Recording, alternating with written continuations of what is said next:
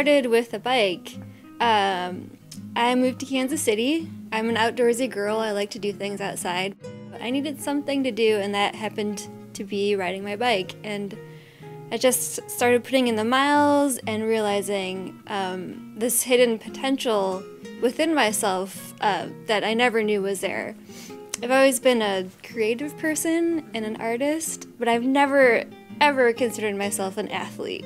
But the bike brought me there. It built up my self-esteem in amazing ways and just made me feel like a superhero. So it went from having a bike and riding a bike to wanting to understand the bike. Okay, my brakes are rubbing. What do I do? So I came here to Velo Plus, and they're super kind, wonderful, generous people, and they started teaching me how to fix my bike and how bikes are put together and how the components are all working to make this magical machine happen. It just was a natural transition to go from wrenching to frame building, actually cutting tubes and welding and creating my own bicycle from the ground up.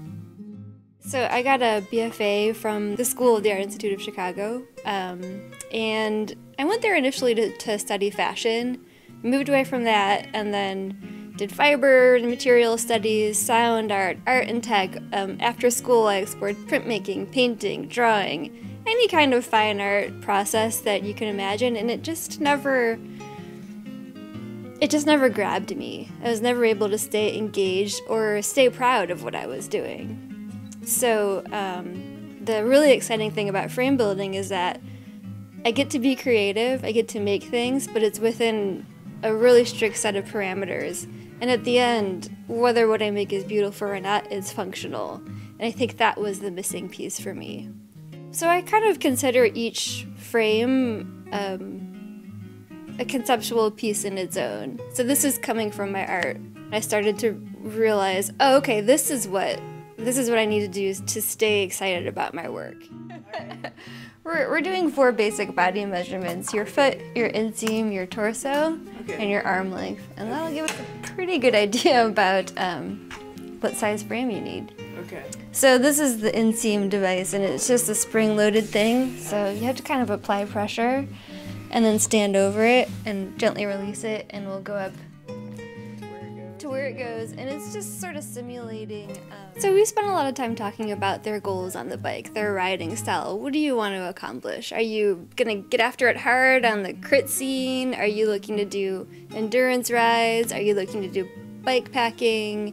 Do you just want something that you enjoy to ride around town and do little casual rides on? All of that factors into the design. It's hard to make a bike that does everything, and I think with custom builds, you have the opportunity to get really precise about what the intended use is. So we definitely talk about all of that.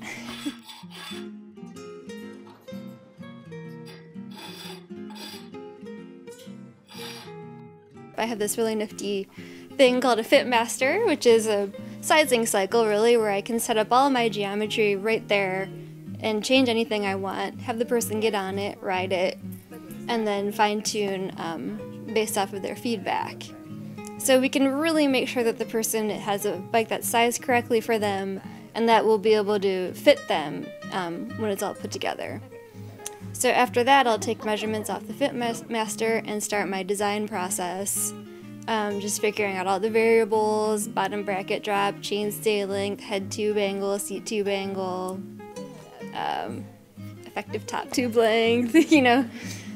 Start playing with all those variables and make everything work.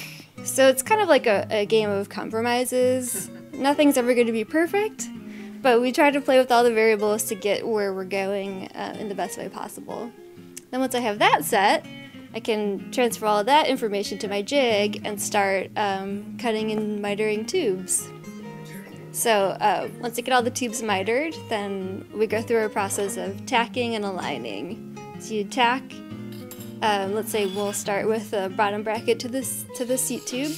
So you tack that, and then I put it on my alignment table, and I make sure that that seat tube is perfectly parallel with the surface of my alignment table.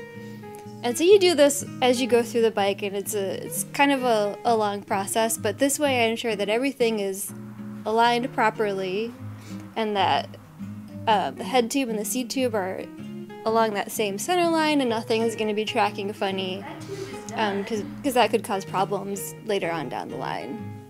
So after that's done, then I do fully braze all the joints and then do more aligning. Then we start to adjust the rear triangle. There's room for cranks, chain rings, tires, everything that's in the design.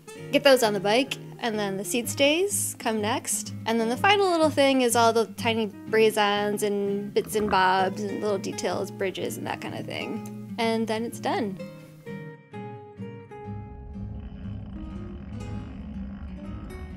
I just want a rad dirt shredder that I can love for many years to come. She's never really had a frame that fits her. And so we're kind of thinking that this bike is going to be a big deal in terms of her just being able to shred all that harder and go that much faster. And that's what's exciting to me is the possibility of taking someone's experience and elevating it. I believe that art is a process. I try to live in an artful way. I don't produce anything that seems to look like art. It's not what you made, but the journey. The way that Julie is working with her jig to customize it for my frame. You know, she's done some of her own tooling and machining to make the jig work for me, and I love that. My whole philosophy about why I want to do these custom bikes is we spend so much time on the bikes. And yes, they're a tool, yes, they're utilitarian, but there's no reason why they can't express something deeper about ourselves, or there's no reason why we can't have a more personal connection with that thing. Boom! That's the third high five of the day. All right.